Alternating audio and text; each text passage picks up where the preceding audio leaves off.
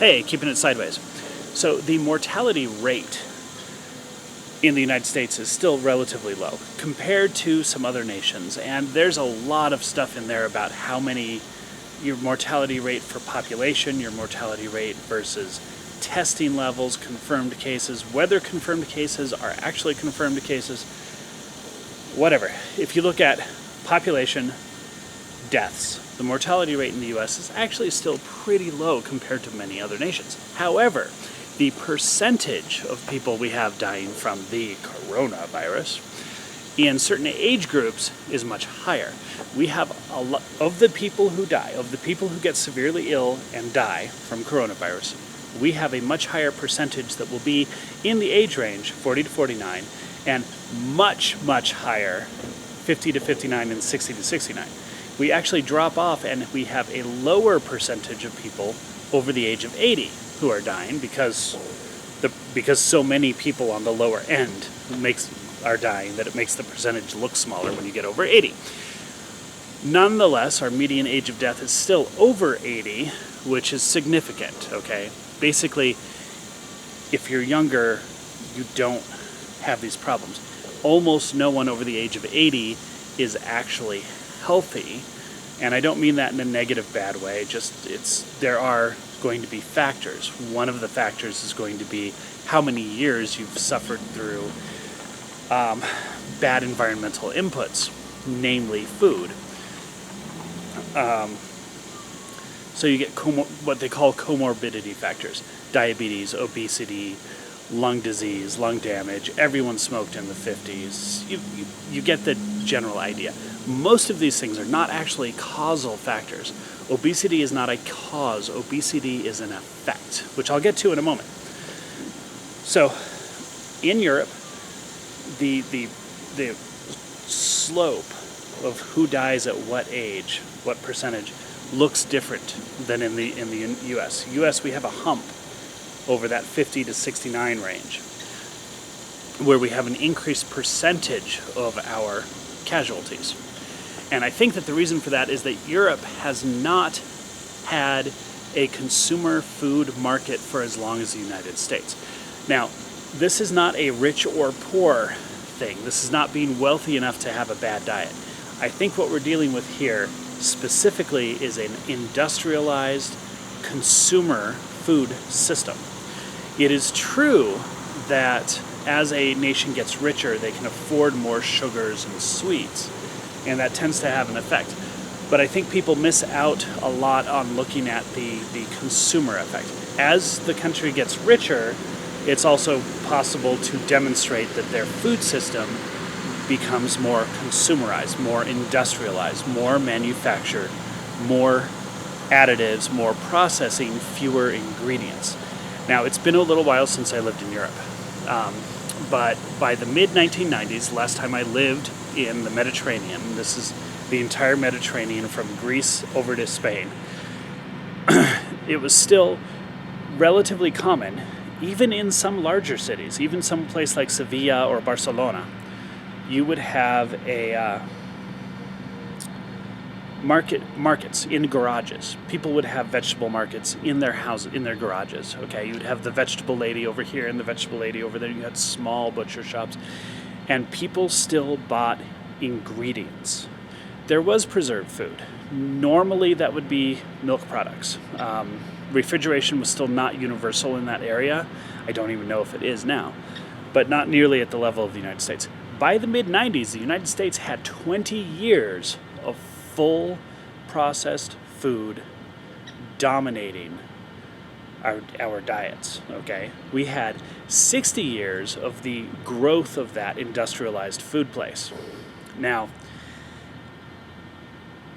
I don't know what effects the last 30 years, 25 years, have had on Europe, but that is a lag time, just that 25-year lag time where you still had markets, and they didn't disappear in 1995 just because I flew back to the States.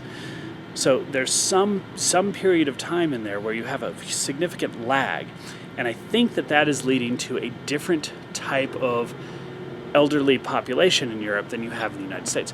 Also a different type of younger, middle-aged population. People who were born in the 2000s in Europe may have just as much processed food in their diet as the average middle class, upper middle class American, okay? We have poor America that lives on Mountain Dew and processed cheeseburgers, and that's a different conversation about socioeconomics. But in Europe, you don't have that older, that middle-aged population with the same negative health effects that the United States has. And this is one of the things about the United States, is we really do not acknowledge that obesity is not a causal factor in our health problems.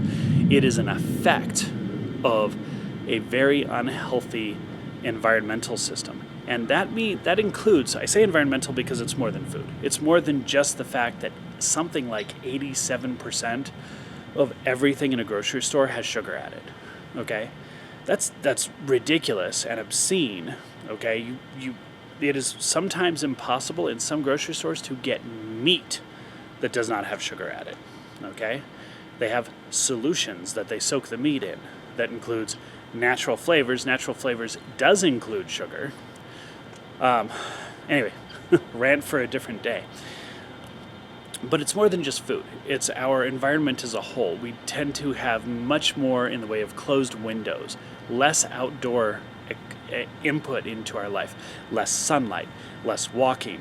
It's not the exercise part of walking that's important. It's the movement of the body, not as exercise, but as movement of the body, as a function of the body, and exposure to the outdoors. We need that physiologically and psychologically. Okay? We also tend to have very high stress levels, in part because of these environments.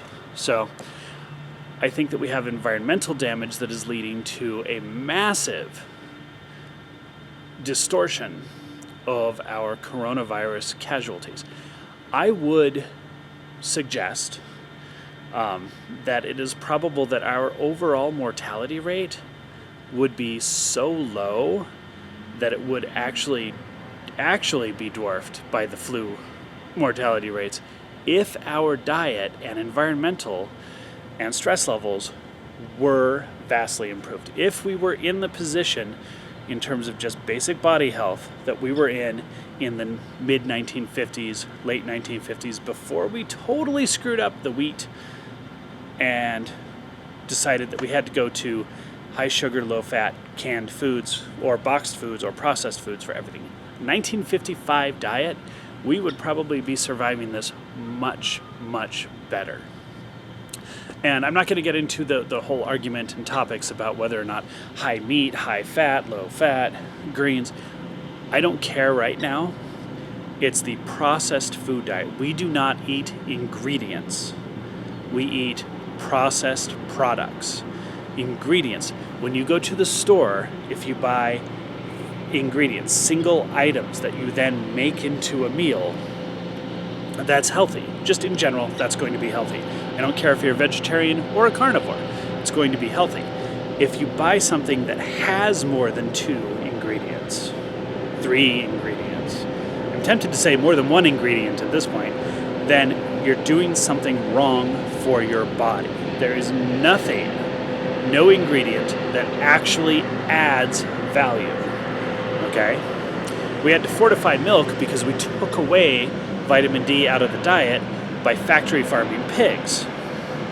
Pig lard, by the way, from a regular pastured pre-industrial pig, is the highest concentrated source of vitamin D in the human diet. Like literally a teaspoon of pig lard in your bacon or cooking your food, cooking your stir-fry vegetables, that's plenty. That's going to be more than you get out of 2 glasses of milk, vitamin D fortified milk. Adding things to food is bad. Our food supply, I think, has more to do with the severity of coronavirus than any other factor at all. I don't care about your masks. I care about hand washing. I think hand washing is probably the single biggest thing out there. I don't care about your social distancing. Outside of certain subcultures, Americans tend to social distance very well anyway. We are very standoffish people. closer than arm's length is generally considered just uncomfortable in general, unless it's children. I don't think we would even be talking about a pandemic if our nation was healthy in its inputs. You got to stop blaming people. Okay, right now, the biggest thing that everyone wants to do is blame people. You're not wearing a mask, so you're a redneck, horrible person. We've done this through all of our history, okay? We blame minorities, we blame immigrants, we blame specific minorities, we blame rednecks, we blame Republicans, we blame conservatives, we blame Christians. Stop it. We have an input problem. Almost everything that you're seeing right now boils down to an input problem. And I don't think there's a way to, outside of me making silly videos, I don't think there's a way for anyone to actually acknowledge that or recognize that. I don't think you're ever going to get government recognition of that. I know you're not going to get corporate recognition of that. I don't think you'll get political recognition of that. It doesn't serve the interests of the power brokers or... all I can suggest to you is open your windows, drive with the top down, try to get out of the air conditioning once in a while, walk, just walk, and try to stop eating food that has ingredients. Food is an ingredient. Give it a shot. If you dedicate yourself to doing this for 1 month, just see what it does to your life. All right, have a good one. Stay sideways. We'll talk again in a few minutes.